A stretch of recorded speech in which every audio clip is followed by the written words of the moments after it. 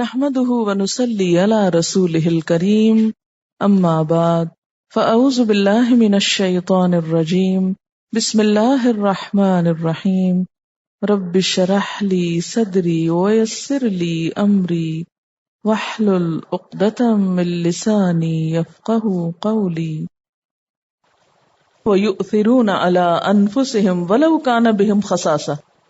یہ انصار کی تعریف ہے. یہاں ان کے ایثار کی بات ہو رہی ہے. کس ایثار کی طرف اشارہ ہے؟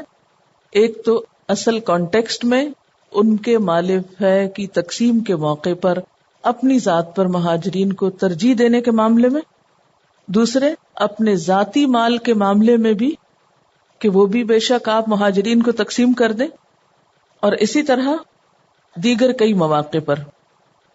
اب آپ دیکھیے کہ دیگر مواقع کیا تھے.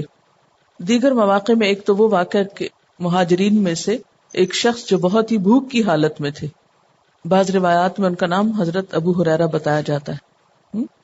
جب انہوں نے آ کر آپ صلی اللہ علیہ وسلم سے اپنی بھوک کی شکایت کی تو آپ نے اپنے گھروں میں پہلے پتہ کروایا کہ کھانے کو کچھ ہے. جب نہیں ملا تو پھر ابو طلحہ ان کو اپنا مہمان بنا کر لے گئے، اور پھر انہوں نے جس طرح چراغ گل کر کے مہمان کو کھانا کھلایا، اس پر یہ آیت نازل ہوئی.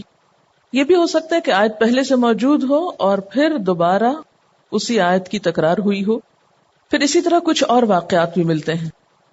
سعد بن ربیع کے پاس 2 بیویاں تھیں. جب ان کے ساتھ حضرت عبد الرحمن بن عوف کو بھائی بنایا گیا ان کا، تو انہوں نے یہاں تک کہا کہ میرے ہاں 2 بیویاں ہیں، تم ان میں سے جس کو پسند کرو اس کو میں طلاق دیتا ہوں اور تم اس کے ساتھ شادی بھی کر سکتے. یہاں تک سیکریفائس. بہت سی چیزوں کو سیکریفائس انسان کر سکتا ہے، لیکن جن چیزوں کے ساتھ انسان کی ایموشنل اٹیچمنٹ ہوتی ہے ان چیزوں کو قربان کرنا بہت مشکل لگتا ہے. لیکن حقیقت یہ ہے کہ جہاں اللہ کی محبت آ جائے اور انسان کی زندگی کے مقاصد اپنی ذات سے اٹھ کر کچھ اور ہو جائیں تو پھر اس طرح کی قربانیاں کرنا بھی مشکل نہیں لگا کرتا. اور یہ سب کچھ جذباتی فیصلے نہیں تھے، اس پر وہ قائم بھی رہے. بہرحال انہوں نے کیا کہا؟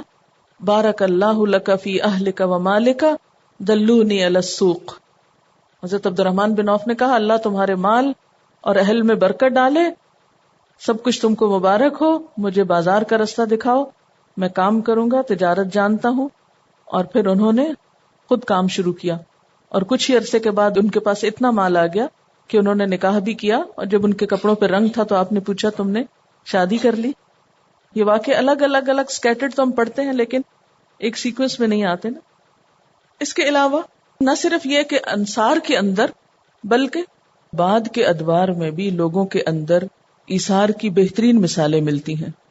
مثلا ایک مرتبہ حضرت عمر فاروق رضی اللہ تعالی عنہ نے 400 دینار ایک تھیلی میں بھر کر تھیلی غلام کے سپرد کی کہ ابو عبیدہ بن جراح کے پاس لے جاؤ کہ ہدیہ ہے، قبول کر کے اپنی ضرورت میں صرف کریں، یعنی استعمال کریں. اور غلام کو ہدایت کر دی کہ ہدیہ دینے کے بعد کچھ دیر گھر میں ٹھہر جانا اور یہ دیکھنا کہ ابو عبیدہ اس رقم کے ساتھ کیا کرتے ہیں. غلام نے حسب ہدایت یہ تھیلی حضرت ابو عبیدہ کی خدمت میں پیش کی اور ذرا ٹھہر گئے. ابو عبیدہ نے تھیلی لے کر کہا کہ اللہ تعالیٰ ان کو یعنی عمر بن خطاب کو اس کا صلہ دے اور ان پہ رحمت فرمائے. اور اسی وقت اپنی کنیز کو کہا کہ یہ لو 7 فلاں شخص کو 5 فلاں کو دے آؤ، یہاں تک کہ پورے 400 دینار اسی وقت تقسیم کر دیے. یعنی خود کچھ بھی نہیں رکھا، دوسروں کو اپنی ذات پہ ترجیح دی. غلام نے واپس آ کے واقعہ بیان کیا. حضرت عمر نے اسی طرح 400 دینار کی ایک دوسری تھیلی تیار کی ہوئی غلام کو دے کر ہدایت کی کہ معاذ بن جبل کو دے آؤ. یہ سب ان کے گورنرز تھے، وہاں بھی دیکھو کیا کرتے ہیں.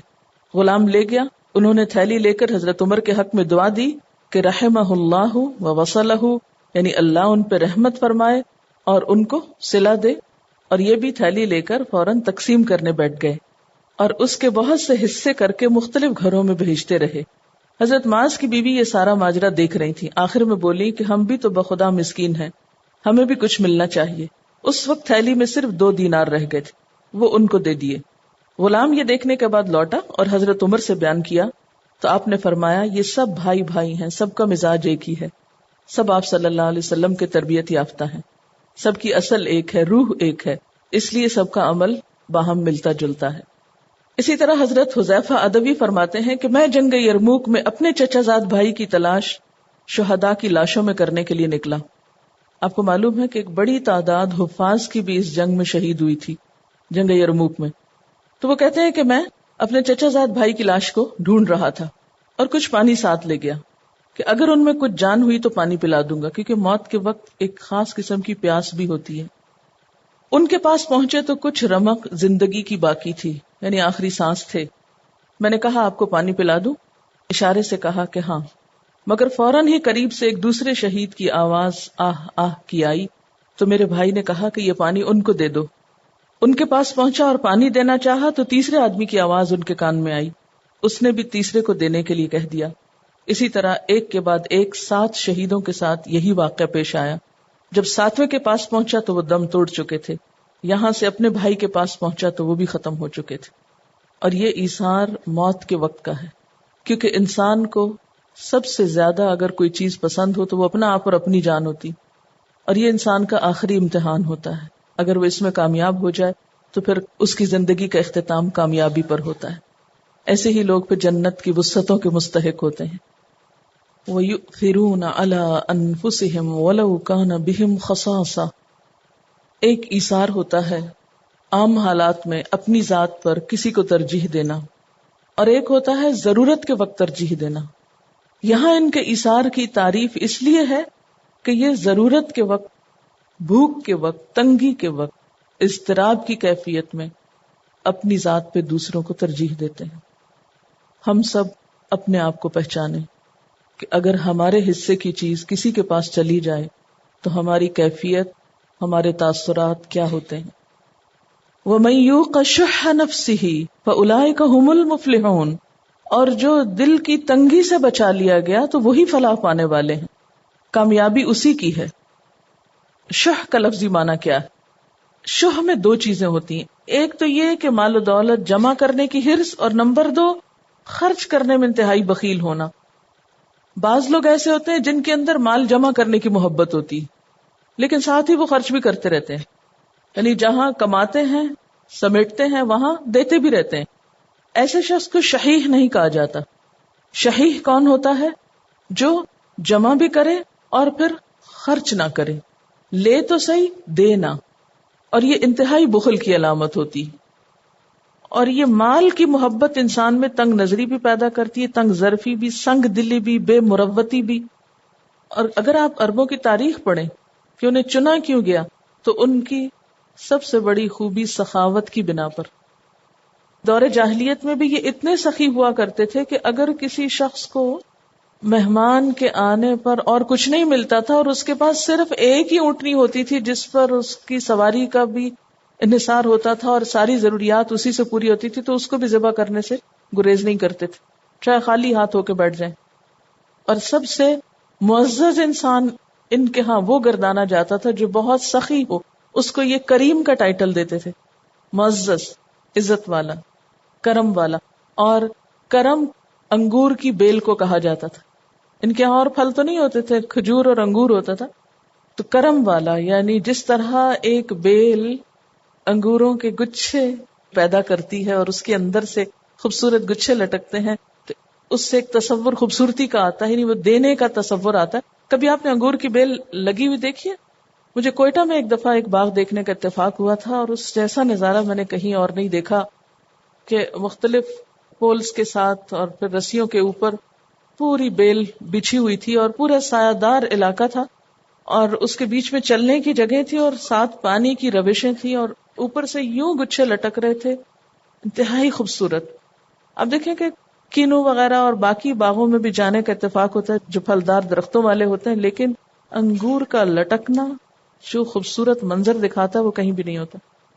ایسا شخص جس کی پرسنالٹی میں دینے کا عنصر ہو وہ ان کے ہاں کریم کہلاتا تھا، جو بہت دینے والا ہو، بہت سخی ہو، جو ہر طرف بھلائی کرنے والا.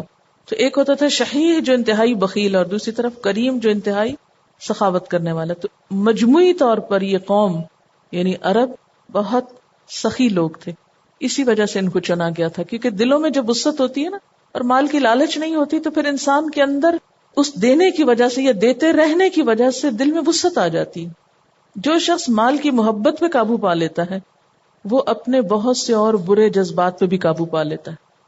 اور جو کہتے نا چمڑی جائے مگر دمڑی نہ جائے، جس کے اندر یہ خاصیت ہو تو پھر اس کے اندر اعلیٰ اخلاق نہیں پیدا ہوتا، مروت پیدا نہیں ہوتی. کیونکہ مال کی محبت دنیا کی محبت پیدا کرتی، جب دنیا کی محبت دلوں میں آتی ہے تو پھر دین کی محبت نہیں آ سکتی، اور دین کے لیے قربانی کا جذبہ نہیں پیدا ہوتا. پھر اعلیٰ اخلاق نہ انسان کے اپنے اندر ہوتے ہیں اور نہ ہی انسان دوسروں کے لیے اچھا نمونہ بن سکتا ہے. وَمَن يُوقَ شُحَّ نَفْسِهِ، جو کوئی اپنے نفس، اپنے دل کے شح، حرص، خود غرضی، کنجوسی اور بخل سے بچا لیا گیا، فَأُولَئِكَ هُمُ الْمُفْلِحُونَ، تو یہی لوگ دراصل فلاح پانے والے ہیں، کامیاب ہونے والے ہیں. اب یہاں پر آپ دیکھیے کہ لفظ یہ نہیں کہا کہ جو بچ گئے، کیا فرمایا؟ جو بچا لیے گئے. ایسا کیوں کہا گیا؟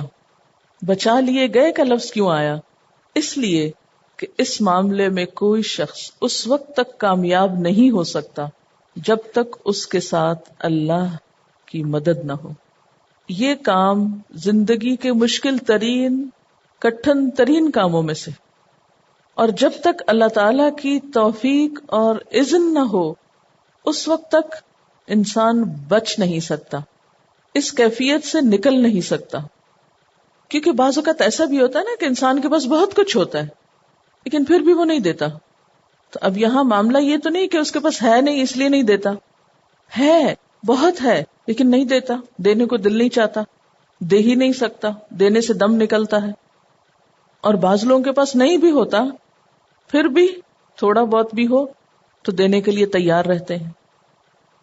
نبی صلی اللہ علیہ وسلم نے فرمایا شح سے بچو، کیونکہ شح نے ہی تم سے پہلے لوگوں کو ہلاک کیا. یعنی پچھلی قوموں کی ہلاکت کی بنیادی وجہ شح تھی.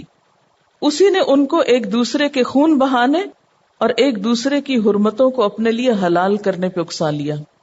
یعنی انسان کے دل کی تنگی انسان کے اندر کوئی بھی اچھی سوچ نہیں آنے دیتی. جب دل چھوٹا ہوتا ہے، جب دل بھجتا ہے، جب انسان کے اندر بخل ہوتا ہے تو پھر انسان کے دل کی وسعت ختم ہو جاتی ہے. جب وسعت ختم ہوتی ہے تو پھر اچھے خیالات اور عالی خیالات یا بلند خیالی نہیں ہوتی انسان کے اندر کسی بھی معاملے میں. انسان دوسروں کو معاف نہیں کر سکتا، اور جب معاف نہیں کر سکتا تو یہ تو ہو نہیں سکتا کہ انسان کو کسی انسان کی طرف سے کوئی تکلیف نہ پہنچے. انسان کو انسانوں کی طرف سے خوشی بھی ملتی اور تکلیف بھی ملتی. مثلا عام طور پر دو طرح کے انسان ہوتے ہیں. ایک وہ ہوتے ہیں جن سے آپ کو کوئی تعلق سروکار نہیں ہوتا، بعض اوقات راہ چلتے آپ ان کو دیکھتے ہیں، ان کی حرکتوں سے آپ کو اذیت ہوتی، کیا کر رہے ہیں. بعض لوگ ایسے ہوتے ہیں جن کے ساتھ آپ کی جان پہچان ہوتی، آپ کا تعلق ہوتا ہے، آپ کی رشتہ داری ہوتی ہے، آپ ایک گھر میں رہ رہے ہیں، مثلا بہن بھائی ہیں، ماں باپ اور بچے. تو کیا آپ میں سے کوئی بتائے گا کہ کوئی دن ایسا ہو کہ جس دن آپ کو گھر والوں کی ہر بات 100%، 100% پسند آئے؟ ایسا نہیں ہوتا. کوئی نہ کوئی بات چھوٹی یا بڑی آپ کے اوپر ناگوار گزر جاتی ہے. کسی نے دروازہ زور سے بند کر دیا، کسی نے پاؤں گھسیٹ کے چل لیے، کسی نے سوتے میں لائٹ آن کر دی، اس کو پتہ ہی نہیں تھا بیچارے کو آپ سو رہے ہیں مثلا. یعنی دن میں کتنی ہی باتیں، کتنے ہی مواقع ایسے آتے ہیں کہ جب آپ کو دوسرے کی طرف سے تکلیف پہنچتی ہے، بعض اوقات انجانے میں، بعض اوقات کسی کی عادت کے طور پر، اس کو اپنی عادت پہ کنٹرول ہی نہیں. اب ایسے میں گزارا کیسے ہو سکتا ہے جب تک آپ معاف کرنا نہ جانتے ہو، اور ایک دفعہ نہیں بار بار نہ معاف کر سکتے ہو. اسی لیے اللہ تعالیٰ شوہر کو اپنے بیوی اور بچوں کے بارے میں خاص ہدایت دیتے ہیں. یا ایھا الذین آمنوا ان من ازواجکم واولادکم عدوا لکم فاحذروہم وان تعفوا وتصفحوا وتغفروا فان اللہ غفور رحیم. اگر تم معاف کرو گے، تم درگزر کرو گے، تم بخشو گے تو یقیناً اللہ بھی غفور الرحیم. اگر اپنے لیے بخشش چاہتے ہو تو دوسروں کو بھی معاف کرنا پڑے گا. اور بیوی اور بچے دشمنی کی حد تک بھی تم کو ستائیں، جیسے کوئی دشمن ستا سکتا ہے، تو بھی معاف کرو. لیکن جو لوگ پھر گھروں میں آپس میں ایک دوسرے کو معاف کرنا نہیں جانتے، یہاں تک دیکھا گیا ہے کہ بعض اوقات دنوں ان کا کلام بند رہتا ہے ایک دوسرے سے. اب آپ خود سوچیں کہ جس معاشرے کے اندر، جس گھر کے اندر آپ رہتے ہوئے معاف نہ کر سکیں اور چھوٹی چھوٹی باتوں سے درگزر نہ کر سکیں، گزارا ہو ہی نہیں سکتا اس دنیا میں. لیکن ایسے مواقع پر آپ کا رویہ کیا ہے؟ نمبر 1 والکاظمین الغیظ، اور صرف والکاظمین الغیظ نہیں، والعافین عن الناس بھی. کیونکہ کاظمین الغیظ کام کرتا ہی نہیں جب تک والعافین عن الناس نہ ہو. آپ کو فائدہ ہی کچھ نہیں صرف اتنا کہنے سے کہ ٹھیک ہے میں نے غصہ نہیں کسی پہ کیا. نہیں، غصہ چھوٹا بھی نہیں جب تک درگزر نہ کیا، معاف نہ کیا. تو جس شخص کے اندر شح ہوتی ہے وہ معاف نہیں کر سکتا. یہ جملہ شاید آپ نے کچھ لوگوں کے منہ سے سنا ہو، اور ویسے کئی دفعہ بھی شاید سنا ہو، میں فلاں کو معاف نہیں کر سکتی، ہے نا. یہ بہت کامن سا جملہ ہے. اس چیز کو تو میں بھول ہی نہیں سکتی. نہ بھولیں، حافظے میں سجا کے رکھیں، جب تک سجائیں جب تک کہ آپ چاہیں. کتبہ لگا کے رکھیں. نقصان کس کا؟ آپ کا اپنا ہے. لیکن جن کے دلوں میں ایمان لکھا جاتا ہے، کتب فی قلوبہم الایمان، وہ ایسی باتیں نہیں لکھ کے رکھتے، وہ ایسی ساری باتیں بھلاتے چلے جاتے ہیں، نکالتے چلے جاتے ہیں. یعنی یہ نہیں کہ ہوتی نہیں، ہوتی ہیں، ضرور ہوتی ہیں، اس کے بغیر گزارا ہی نہیں، لیکن آتی ہیں اور جاتی ہیں. وہ سارا دن اسی صفائی میں لگے رہتے ہیں. اسی لیے یہاں پر کیا فرمایا، وَمَن یُوقَ شُحَّ نَفْسِهِ فَأُولَٰئِکَ هُمُ الْمُفْلِحُونَ. یہ ہے کامیاب زندگی کا راز. کامیاب لوگ، سکسیسفل پیپل، یہ ہے روڈ ٹو سکسیس. اور جب تک یہ عادت نہیں، شح سے نہیں بچے، اس وقت تک کامیابی نہ اس دنیا کی نہ اگلی دنیا کی. اسی لیے آپ صلی اللہ علیہ وسلم نے اتنی خوبصورت بات کی کہ شح سے بچو، کیونکہ شح نے تم سے پہلے لوگوں کو ہلاک کیا. ہلاکت تک بندہ کیسے پہنچتا ہے؟ ظاہر ہے جب آپ معاف نہیں کریں گے. ایک دفعہ نہیں کیا تو دوسری دفعہ کہاں کریں گے، دوسری دفعہ نہیں تو تیسری دفعہ کہاں کریں گے، اور پھر وہ تو چیزیں جمع ہوتی ہوتی نہ جانے آپ کو کتنا بوجھل کر دیں، اور اتنا غصہ آپ کے دل میں جمع ہو جائے کہ ایک دن آپ اٹھ کے دوسرے کو مار ڈالیں. اب آپ دیکھیں جو قتل ہوتے ہیں وہ بھی تو اسی بات پہ ہوتے ہیں نا. اسی نے ان کو ایک دوسرے کے خون بہانے اور دوسروں کی حرمتوں کو یعنی عزتوں کو اپنے لیے حلال کرنے پہ اکسا دیا. اس نے ان کو ظلم پہ آمادہ کیا اور انہوں نے ظلم کیا. فجور کا حکم دیا، انہوں نے فجور کیا. قطع رحمی کرنے کے لیے کہا، یعنی اپنے پیارے رشتوں سے کاٹنے کے لیے کہا. اور یہ حقیقت ہے کہ جس کے اندر شح ہو اسی کے اندر قطع رحمی ہوتی ہے، اور انہوں نے قطع رحمی کی. آپ صلی اللہ علیہ وسلم نے فرمایا، حضرت ابو ہریرہ کی روایت ہے، ایمان اور شح نفس کسی کے دل میں جمع نہیں ہو سکتے. آپ صلی اللہ علیہ وسلم نے فرمایا، دو خصلتیں ہیں جو کسی مسلمان کے اندر جمع نہیں ہو سکتی، بد اخلاقی اور بخل. اچھا، ایک اور حدیث بھی ہے. حضرت انس کہتے ہیں رسول اللہ صلی اللہ علیہ وسلم نے فرمایا، جنت عدن کو اللہ نے اپنے ہاتھ سے تعمیر فرمایا ہے. اور یہ بات جو ہے نا اپنے ہاتھ سے تعمیر کیا ہے، اس جنت کی اہمیت کو اور زیادہ بڑھا دیتی. ہمارے ہاں ہینڈ میڈ چیزوں کی اتنی وقت نہیں ہے. مغرب میں اس وقت کسی بھی چیز کو بہت ویلیوبل بتانا ہو تو کہتے ہیں کہ یہ ہینڈ میڈ ہے، یعنی مشینوں کے نہیں بنی ہوئی، ہینڈ میڈ ہے، تو اس کو بہت ہی زیادہ امپورٹنس دی جاتی. تو یہاں پر آپ دیکھیے کہ اللہ تعالیٰ جنت عدن کو اپنے ہاتھ سے بناتے ہیں، تو اس سے اندازہ کر سکتے ہیں کہ وہ کتنی خوبصورت ہوگی، جس کی ایک اینٹ سفید موتی کی، ایک سرخ یاقوت کی اور ایک سبز زمرد کی ہے.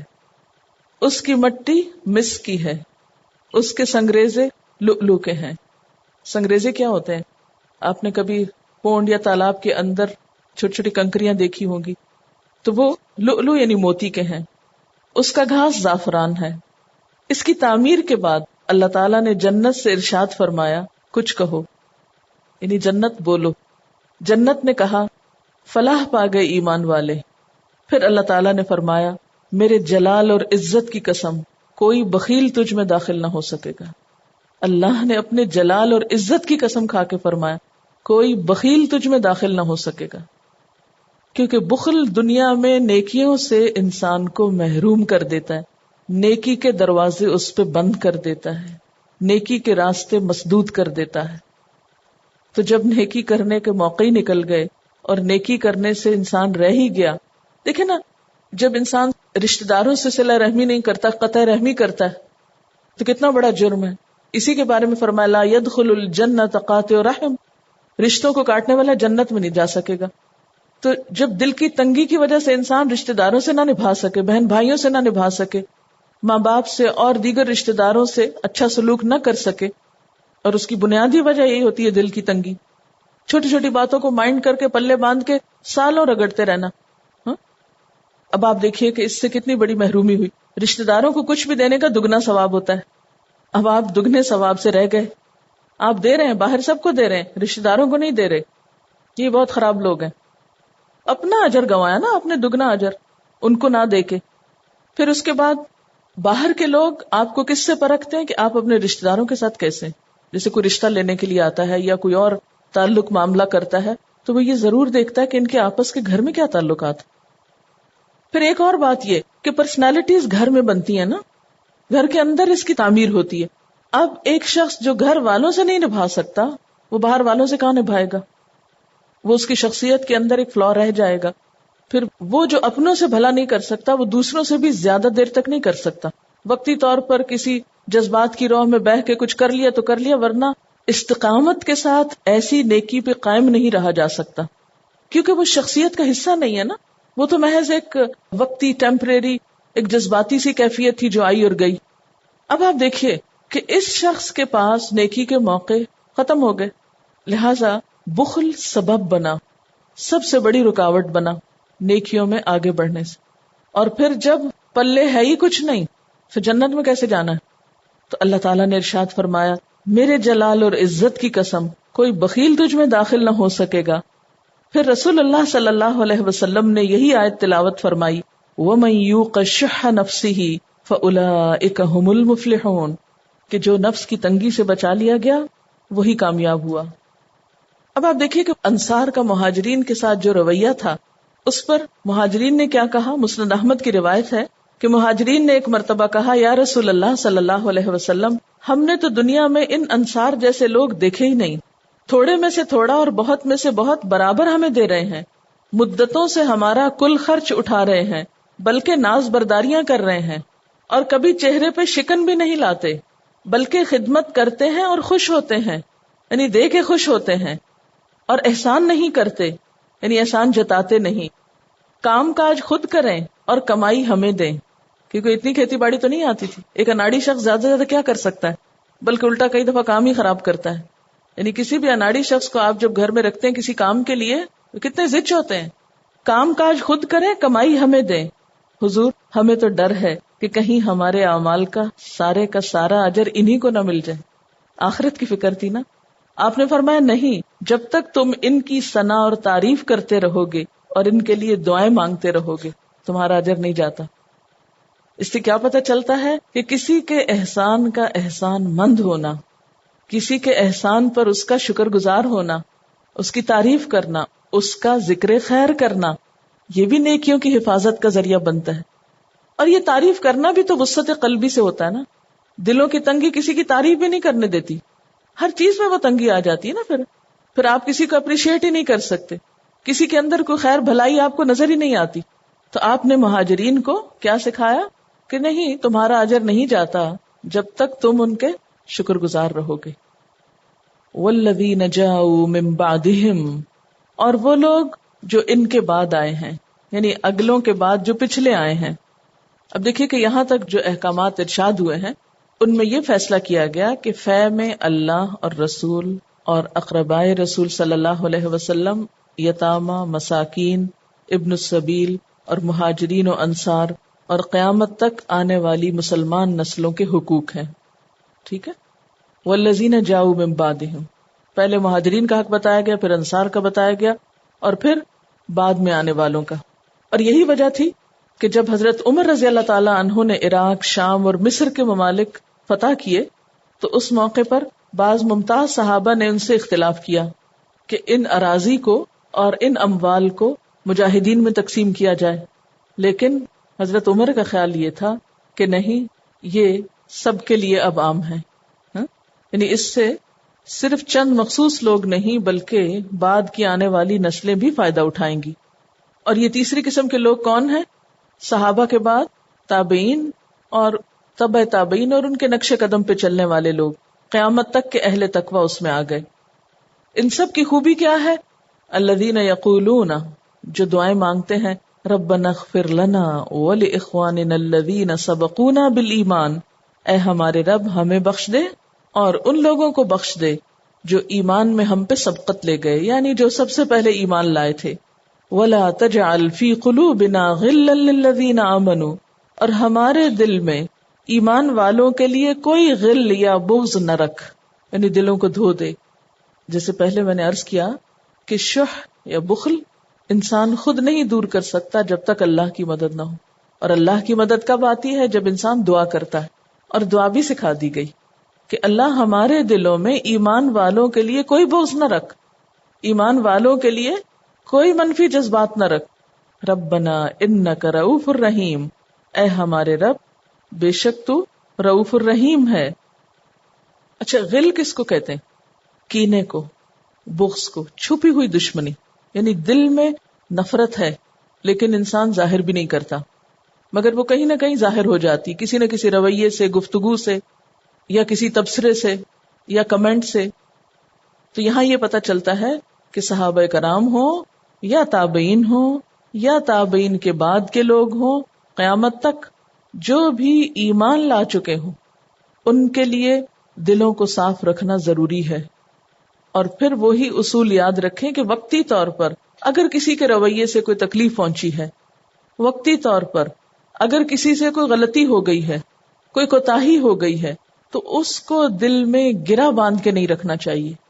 لا تجعل فی قلوبنا غلا، غل کہتے ہیں کینہ، بغض، چھپی ہوئی دشمنی اور کدورت. جب میں یہ آیت پڑھتی ہوں یوں لگتا ہے جیسے اوپر سے نیچے تک پہاڑ جیسی تصویر آتی ہے میرے ذہن میں کہ وہ ٹاپ پہ صحابہ ہیں، پھر اس کے بعد تابعین ہیں، ان کے بعد تبع تابعین ہیں، پھر آنے والی نسلیں، آتے آتے آتے ان سب نے مل کر دین کا ایک بلند پہاڑ بنایا. اور اس کا حسن اور خوبصورتی اسی میں ہے کہ نیچے والے اوپر والوں تک کے لیے اپنے جذبات اور دل صاف رکھنے والے ہوں.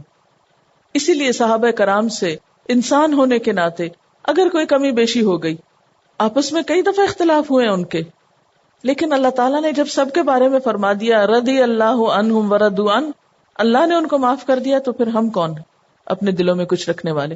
ہمیں بھی زیب نہیں دیتا. اور پھر یہ دعا بھی اسی لیے سکھائی کہ اللہ جو بھی ایمان لائے ہیں، اب ایمان کا حال تو اللہ کو معلوم ہے نا. اگر کوئی شخص زبان سے اقرار کرتا ہے ایمان کا تو ہم اس کو کافر تو نہیں کہہ سکتے. تو خواہ صحابہ کرام ہوں اور ان میں سے بھی خواہ مہاجرین ہوں یا انصار ہوں، کسی کے ساتھ بھی بغض اور عداوت، کینہ یا بیر رکھنا اپنے ایمان کے لیے نقصان دہ ہو سکتا ہے. اور اگر کبھی دل میں کوئی خیال ایسا آ بھی جائے کہ فلاں نے ایسا کیوں کیا، بعض اوقات جب ہم حالات پڑھتے ہیں تو دل میں کبھی کوئی خیال آ جاتا ہے نا کہ یہ یوں نہ کرتے، ایسا کر لیتے. تو کیسے نہ کرتے؟ اس لیے کہ انسان تھے، فرشتے تھوڑی تھے صحابہ کرام. مثلا یہی جو ذکر میں نے ابھی آپ سے کیا کہ حضرت عمر نے جب عراق اور شام وغیرہ فتح ہوا اور اس کی زمینوں کو مجاہدین میں تقسیم نہیں کیا، تو اچھے اچھے صحابہ کرام نے آپ سے اختلاف کیا، اور حضرت بلال نے کافی زیادہ آپ کے ساتھ جھگڑا کیا. تو حضرت عمر کہتے ہیں اللہم اکفنی بلالا، یا اللہ تو مجھے بلال کی طرف سے کافی ہو جا، یعنی یہ مجھے چھوڑ ہی نہیں رہے اس فیصلے پر. اور پھر حضرت عمر کے شرح صدر اسی آیت پر ہوا، یعنی ایک طرف حضرت عمر تھے اور ایک طرف بڑے بڑے صحابہ تھے، لیکن حضرت عمر اپنی بات پہ ڈٹے ہوئے تھے کہ اگر میں یہ زمینیں چند لوگوں میں تقسیم کر دوں گا تو باقی مسلمانوں کا کیا حال ہوگا. لیکن اس وقت انہیں کوئی دلیل سمجھ میں نہیں آ رہی تھی. بعد میں جب یہ آیت سامنے آئی تو دلیل مل گئی ان کو، اور سب کا پھر اطمینان ہو گیا، باقی صحابہ بھی اس پر راضی ہو گئے. اسی لیے قرآن پاک سے مسلسل تعلق رکھنے کی ضرورت ہوتی اگر آپ دین پر واقعی چلنا چاہیں، کیونکہ یہ تو ایک گائیڈ بک ہے نا، روز آپ کو ضرورت ہوتی ہے رہنمائی کی. اور اگر آپ چھوڑ دیں گے تو جائیں گے، سیدھا راستہ بھی چھٹ جائے گا. پھر آپ اپنی نفس کی مرضی یا لوگوں کی مرضی یا وٹ ایور جو آپ کے سامنے ہوگا اس کے مطابق کام کریں گے. اب آپ دیکھیں جب نبی صلی اللہ علیہ وسلم کی وفات ہوئی تو اس وقت حضرت ابوبکر صدیق رضی اللہ تعالیٰ عنہ نے جب وہ آیت پڑھی تو عمر کہتے ہیں مجھے لگا جیسے آج ہی آیت نازل ہوئی ہے، اور اس موقع پر اس آیت نے آ کر ایک بڑے اختلاف کو باہم ختم کر دیا. تو ایسا ہوتا ہے کہ بعض اوقات ہمیں یہ باتیں پڑھنے کے باوجود بھول جاتی ہیں، انسان ہے نا، ہم بھول جاتی ہیں، پھر پڑھتے ہیں، پھر تازہ ہو جاتی ہیں، پھر نئی ہو جاتی ہیں، پھر کہتے ہیں اوہ مجھے آج کے مسئلے کا جواب مل گیا. اور یہ سب کے ساتھ ہوتا ہے نا، ہر روز کچھ نہ کچھ ہوتا ہے اور ہر روز کچھ نہ کچھ جواب مل جاتا ہے. وآخر دعوانا ان الحمد للہ رب العالمین. سبحانک اللہم وبحمدک نشہد ان لا الہ الا انت نستغفرک ونتوب الیک. السلام علیکم ورحمۃ اللہ وبرکاتہ.